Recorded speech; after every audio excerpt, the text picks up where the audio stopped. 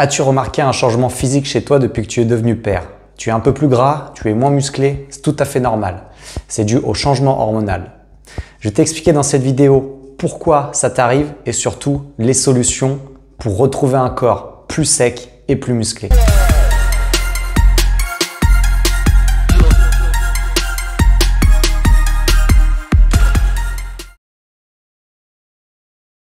Es-tu devenu ce qu'on appelle un dad bod? Qu'est-ce que c'est? C'est ce père lambda, un petit peu grassouillé, plus trop musclé, qui se laisse aller.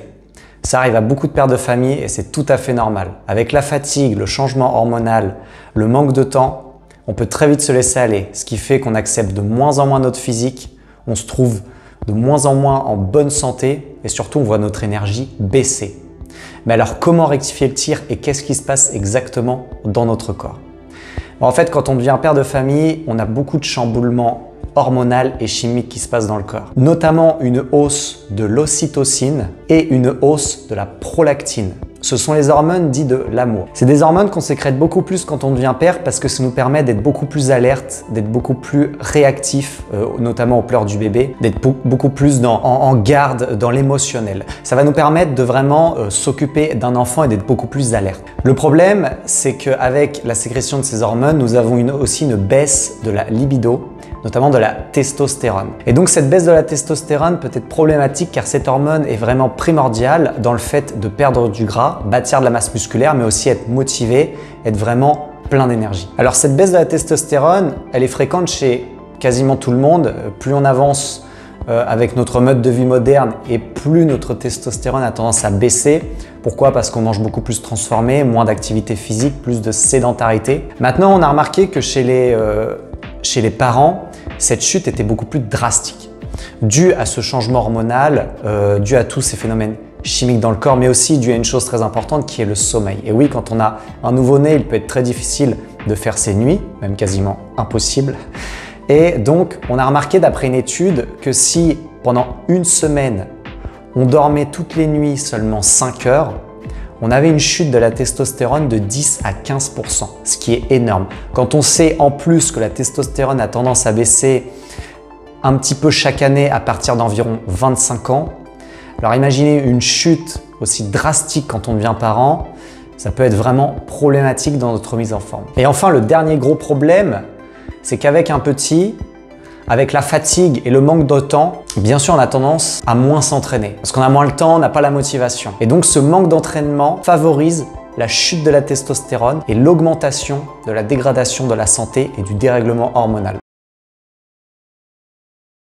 Alors, mais pas de panique, il est tout à fait possible de rétablir la machine. Il existe plein de pères de famille qui sont en super forme physique, qui sont taillés, les abdos visibles, musclés. Bien sûr, pour n'importe qui peut se bâtir un physique, même s'il est père de famille. Dans cette suite de la vidéo, je vais te donner quelques solutions et les clés pour réussir à retrouver un corps affûté, en bonne santé, mais surtout retrouver ton énergie et ta motivation d'avant. Problème numéro 1 qui se pose, c'est donc le problème du sommeil. Bon, hélas, le sommeil, on ne peut pas faire grand-chose. Ça va être l'enfant qui va un petit peu décider. Maintenant, il existe quand même des solutions. Il va falloir déjà s'obliger à avoir une petite routine le soir pour améliorer son endormissement. Parce que déjà qu'on manque d'heures de sommeil, si en plus on perd du temps à devoir s'endormir, ça va être vraiment dramatique, on va très peu dormir. Donc le soir, on va éviter tout ce qui va exciter le cerveau, tout ce qui est écran bleu notamment, tout ce qui est alimentation de très mauvaise qualité, alimentation très transformée, très riche, parce que si on est trop en digestion, ça va être problématique. Et on va favoriser des petites routines le soir qui vont détendre le cerveau, nous apaiser. Et donc, dès qu'on va fermer la lumière et fermer les yeux, on va pouvoir s'endormir beaucoup plus rapidement. Je pense notamment à une petite séance de sport si on n'a pas eu le temps de la faire en journée.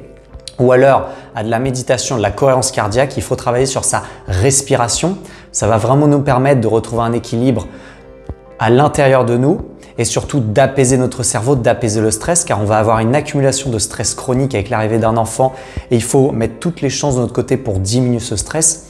Donc la pratique régulière, notamment tous les jours, même de moins de 5 minutes, mais de méditation ou de cohérence cardiaque est vraiment conseillée. On va aussi faire attention à son alimentation pour éviter que notre système digestif soit trop plein et qu'on soit complètement en train de digérer et qu'il soit en train de travailler toute la soirée et toute la nuit. Donc pour ça, on va favoriser les aliments plutôt pur que nous donne la nature, donc le moins transformé possible pour garder un bon équilibre hormonal, tous les micronutriments nécessaires. Mais aussi, on va éviter de manger beaucoup trop riche, beaucoup trop de glucides, trop de sucre, trop de sources d'énergie. On va favoriser les bonnes sources de protéines, les bonnes sources de matières grasses et boire suffisamment d'eau. On va essayer de maximiser ses heures de sommeil. Si par exemple on sait que l'enfant a tendance à se réveiller facilement à 3 heures du matin, on va essayer de se coucher un petit peu plus tôt pour avoir son quota de sommeil. Et on va faire du mieux possible, mais le sommeil est sûrement la chose la plus difficile à gérer dans ces cas-là. Il faut en tout cas mettre toutes les chances de son côté. Chose numéro 2 à prendre en compte, c'est bien sûr l'alimentation. L'alimentation peut être difficile à gérer, notamment par manque de temps. Quand on devient père de famille, avec le travail, les responsabilités, etc., on peut très vite se laisser déborder par le temps. Et donc, ça va amener 2 choses. La première, c'est que si on n'a pas le temps de cuisiner, on a tendance plus facilement à aller acheter des choses toutes faites, des plats tout préparés, ultra transformés. Mais aussi la fatigue, l'énervement, le stress va nous pousser inconsciemment à nous jeter vers du gras et du sucre. Parce que le cerveau va réclamer quelque chose pour se détendre. Et on va avoir plus facilement tendance à se jeter sur ce genre d'aliments. Il a été prouvé par une étude que le manque de sommeil poussait les personnes, même inconsciemment, à aller chercher de la nourriture plus grasse et plus sucrée. Tout simplement parce que là, le corps est complètement en rupture et fatigué et va chercher de l'énergie. Donc attention de ne pas se faire piéger. Il va falloir trouver des petites astuces pour éviter de se faire avoir avec cette alimentation. Pour ça, ce que je conseillerais, c'est plusieurs petites choses. Déjà, ayez des repas types, des repas faciles à faire. Comme ça, si vous n'avez pas le temps de cuisiner, vous n'allez pas chercher et vous n'allez pas vous dire « Ok, j'ai pas d'idée, je vais aller m'acheter un truc ». Il y a toujours un repas type de secours que vous aimez, qui est très facile à faire, très rapide. Par exemple, si vous êtes à l'extérieur, au lieu d'acheter un panini ou un sandwich à la boulangerie, faites votre salade vous-même. Allez acheter par exemple une barquette de carottes râpées avec du blanc de dinde, avec une tomate, je ne sais pas, quelque chose comme ça. Faites-vous votre petite salade. C'est très facile à faire, très rapide, on peut la faire n'importe où et là c'est sain pour vous. Donc ayez des repas comme ça de secours entre guillemets qui vont vraiment vous aider. Autre astuce aussi, choisissez quand vous mangez à la maison des repas simples à faire. Si vous embarquez dans des recettes trop compliquées, vous allez tenir 1 fois, 2 fois et très vite ça va vous énerver. Choisissez des repas simples. Ayez toujours à peu près le même type d'aliment que vous connaissez bien, que vous aimez mais qui est bon pour vous. Et comme ça va vous éviter de trop réfléchir. Il faut que l'alimentation, il y ait le moins de contraintes possible. Et bien sûr, on respecte toutes les règles de base, à savoir avoir assez de protéines, choisir des aliments qui ont un bon indice de satiété pour éviter d'avoir faim. Et si on a faim avec le stress qu'on va accumuler, on va avoir tendance à craquer très facilement. Donc surtout manger des choses qui nous rassasient. Donc ne pas hésiter à manger beaucoup de légumes, de crudités, de protéines, de poissons, de viande, des amandes, des oléagineux. Ça c'est excellent, ça va vous éviter de craquer, c'est sain pour vous. Et enfin, dernière astuce sur l'alimentation, essayez de pratiquer le jeûne. Le jeûne est une bonne méthode pour les pères de famille. Pourquoi? Déjà on manque de temps. De jeûner, ça va nous faire gagner du temps. Mais surtout, ça va nous permettre d'éviter un trop-plein de calories parce qu'on saute un repas tout simplement, enfin un ou plusieurs repas. Ça va aussi éviter une résistance trop forte à l'insuline. Donc si déjà on est résistant à l'insuline, ça peut améliorer notre sensibilité. Bref, le jeûne peut être une méthode très intéressante, notamment pour les pères de famille qui manquent de temps. Donc si vous n'avez jamais essayé, ce que je vous conseille de faire pour commencer, c'est tout simplement de ne pas manger le matin.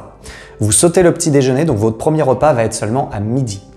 Avec votre dernier repas qui va être le soir, ça veut dire que ça va vous faire environ 16 heures de jeûne. Donc vous allez pratiquer ce qu'on appelle le 16-8, qui est le jeûne le plus répandu dans le monde.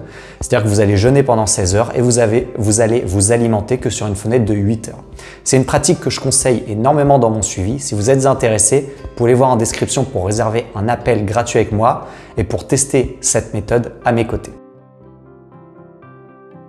Enfin, l'autre chose auquel il faut vraiment se préoccuper, c'est notre sensibilité à l'insuline. Donc on le sait, comme je l'ai dit en début de vidéo, nous avons beaucoup de changements hormonaux quand on devient père de famille, et notamment si on arrête le sport, si on commence à manger n'importe quoi, nous allons créer ce qu'on appelle une résistance à l'insuline. Ça peut être vraiment problématique et il faut s'en préoccuper parce que si on devient résistant à l'insuline, ça va devenir beaucoup plus compliqué de déstocker du gras. Donc pour ça, une bonne méthode, donc on peut, comme j'ai dit avant, pratiquer le jeûne, ou alors une bonne méthode, c'est de placer ses glucides plutôt autour de l'entraînement ou d'une activité physique. Pourquoi? Ça va éviter d'amener trop de glucides dans le corps toute la journée et donc de sécréter de l'insuline toute la journée et donc de devenir résistant. Que si on concentre nos sources d'énergie autour d'une activité physique, là, nos sources d'énergie vont tout de suite servir à quelque chose et donc ça va être beaucoup moins problématique. Autre conseil aussi que je vous donne, essayez de faire en sorte de limiter un petit peu vos sources de glucides dans la journée. Donc il faudrait que ça représente, si vous pouvez, environ 30 à 40% de votre apport total sur la journée. Tout le reste va être séparé entre les matières grasses et les protéines. Et enfin, dernier point essentiel à prendre en compte, et bien sûr, c'est l'entraînement. L'entraînement, les points clés à respecter, ça va être un entraînement pratique, facile à faire. Il ne faut surtout pas que ça vous prenne la tête. Donc choisissez un entraînement que vous pourriez faire 3 à 5 fois par semaine. Des entraînements plutôt courts si vous manquez de temps, moins d'1 heure, voire même 20 minutes, 30 minutes, il n'y a aucun problème. Mais surtout, choisissez un entraînement que vous pouvez placer facilement dans votre agenda, sinon vous n'allez jamais le tenir, et un entraînement qui vous challenge. Alors attention, il faut s'entraîner de la bonne façon. Notre but, ça va être de retrouver de la masse musculaire, de limiter notre résistance à l'insuline et de booster notre circulation sanguine. Donc pour ça, on va devoir choisir des entraînements avec de la résistance. C'est très important. Il faut choisir des entraînements avec de la résistance, avec un minimum de travail de force pour stimuler notre masse musculaire et stimuler notre testostérone qui est en chute libre. Pour ça, ce que je conseille de faire, c'est des séances de musculation qu'on peut faire sous forme de circuit avec de la charge. Si on fait ça, on peut s'entraîner 20, 30, 40 minutes avec une extrême efficacité et ça va vraiment nous faire du bien.